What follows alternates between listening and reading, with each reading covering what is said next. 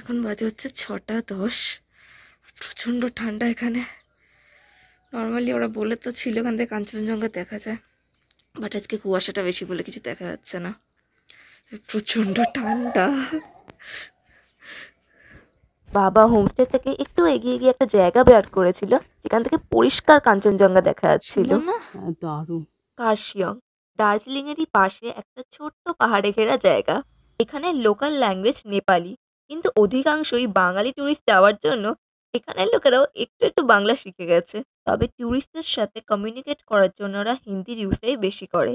Hello সবাইকে happy new year আর Mary ক্রিসমাসের অনেক অনেক ভালোবাসা। আমার স্যান্টা একটু লেট, তাই মেরি ক্রিসমাসও একটু লেট। আর আমার এবারে 31st কেটেছে ট্রেনে, আর 1st জানুয়ারি কার্শিয়ংয়ে। আজকে হচ্ছে 2nd জানুয়ারি, আর এটা হচ্ছে আমার ব্যালকনির থেকে ভিউ।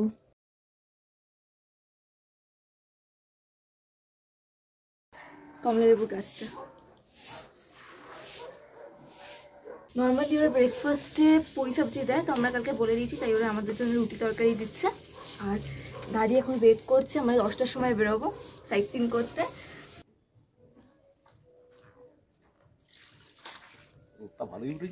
এটা হচ্ছে আমাদের ব্রেকফাস্ট খাওয়ার জায়গা।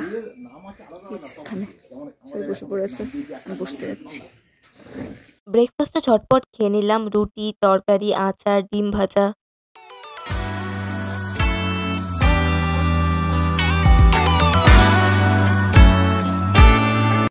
পাহাড়ের জলগুলো সব এখানে এই যে পাইপে করে সব হোমস্টে বাড়ি, নিচে যতগুলো বাড়ি আর হোমস্টে আছে সব জায়গায় যাচ্ছে। বড় বড় ড্রামে করে স্টোর করে রেখেছে সেই জলগুলো, ট্যাঙ্কি ড্রাম। এই যে পাইপগুলো, এগুলো সব পাহাড়ের জল। এখানে প্রচুর হোমস্টে আছে, ওই যে ওইখানে একটা হোমস্টে, এইগুলো পরপর হোমস্টে, ওপরেও হোমস্টে আছে। আর এইটা হচ্ছে আমাদের হোমস্টে। রুমের ভেতরে একটা দুটো তিনটে জানলা আছে, আর জানলার ভিউটা দেখো।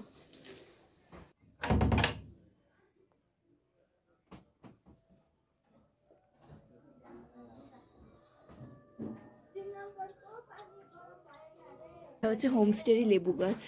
আর এই যেখানে পাহাড়, আর ওই কোণে আছে কাঞ্চনজঙ্ঘা। ওটা এখান থেকে দেখতে পারবে না, ওটা নিচে গিয়ে দেখতে হবে, আর নাহলে ব্যালকনির একদম ওই সাইডে গিয়ে দেখতে হয়।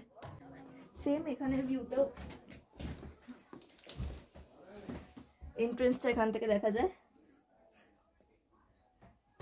আর ওই দিকে জায়গাটা সিঁড়িটা আছে, তাই ওটা কিছু স্পেশাল না। অ্যাকচুয়ালি হচ্ছে আমাদের চেক আউটের দিন, তার প্রথম দিন আমি অ্যাকচুয়ালি ভুলে গেছিলাম যে ঘরটাও দেখাতে হবে। তো আজকেই দেখেছি একটু অগোছাড়া আছে, ওটা ম্যানেজ করে নিও। এটা 4 বেডের রুম, তাই এখানে দুটো বিছানা আছে, দুজন করে শুতে পারবে। আর তার সাথে দুটো করে কম্বল দিয়েছে, একটা এরকম মোটা আর নিচেরটা একটু পাতলা তার থেকে। আর এটা এখানে সোফা আছে, আর এটা হচ্ছে বাথরুম, বাথরুমে গিজারও আছে। আমাদের এখন লাগেজ প্যাকিং চলছে। আর এখানে একটা টেবিল আছে, আর পাখা আছে যেটার কোনো কাজ নেই এত ঠান্ডায়। আর এটা হচ্ছে ড্রেসিং টেবিল, এখানে একটা ছোট্ট জায়গা আছে এখানে জিনিস, তাছাড়া এই যেরকম খোপও আছে এখানেও। তো এটাই ছিল রুমটা। তোমরা যদি অরেঞ্জ ট্রি হোমস্টে বুকিং করো অনলাইন, তাহলে 1400 করে পড়ছে। আর আমি নিচে একটা নাম্বার দিয়ে দিচ্ছি, সেটা যদি তোমার হোয়াটসঅ্যাপে কন্ট্যাক্ট করো তাহলে 1500 টাকা করে। কিন্তু ব্যাপারটা হচ্ছে যে ওরা 1500 টাকা নিচ্ছে, কারণ এই রুমটার ভাড়াটা বেশি। তো তোমরা যদি এই রুমটা এই ভিউটার সাথে পেতে চাও, তাহলে তোমাদের 1500 টাকা করে দিতে হবে per person per day. Organization থেকে আমরা কন্ট্যাক্ট করেছি, ওরা ড্রাইভার দিয়ে দিচ্ছে এনজিপি থেকে শিটংয়ে। আর এই দুদিনের সাইট সিনগুলো প্লাস এই শিটং থেকে আবার এনজিপিতে নিয়ে যাওয়া অবধি পুরোটা পড়ছে হচ্ছে 12,700 টাকা। আর এইটা হচ্ছে আমাদের গাড়ি। তোমাদেরকে রুম আর গাড়ির সব ডিটেলস দিয়ে দিলাম, আশা করবো তোমাদের এগুলো কাজে লাগবে। পাহাড়ের সৌন্দর্য নিয়ে যতই বলবো কম পড়ে যাবে, কিন্তু সৌন্দর্যের সাথে সাথে খুব জরুরি জড়িবুটি আর গাছ এখানে পাওয়া যায়। পিনকোনা, যেটা ম্যালেরিয়ার ওষুধ তৈরি করতে কাজে লাগে, পাইন ফরেস্ট, আবার ফুলঝাড়ু গাছও এখানে পাওয়া যায়। আমাদের ফার্স্ট স্পট হচ্ছে অহলদারা ভিউ পয়েন্ট, আর এটা হচ্ছে এখানে ভিউ। গাড়ি নিচে পার্কিং করা হয়েছে, তারপর বাকিটা হেঁটে আসতে হয়েছে।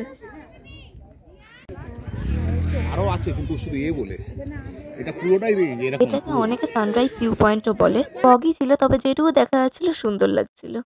আর এখানেও হোমস্টে আছে, চাইলে এখানেও থাকতে পারো।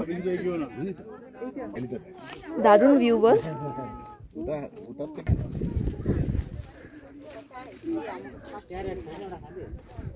বিক্রি হচ্ছে মোমো।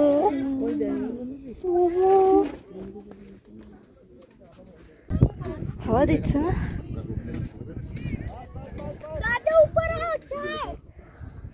এই পাহাড়ের আকার নাকি রবীন্দ্রনাথ ঠাকুরের মুখের মতো, তবে আমি তো কিছুই বুঝতে পারিনি। তবে হ্যাঁ, ভিডিওটার পার্ট 2 দেখতে হলে অবশ্যই চ্যানেলকে সাবস্ক্রাইব করবে আর অবশ্যই লাইক করবে। দেখা হচ্ছে এই ভিডিওটা পার্ট 2 নিয়ে। ততক্ষণের জন্য টাটা।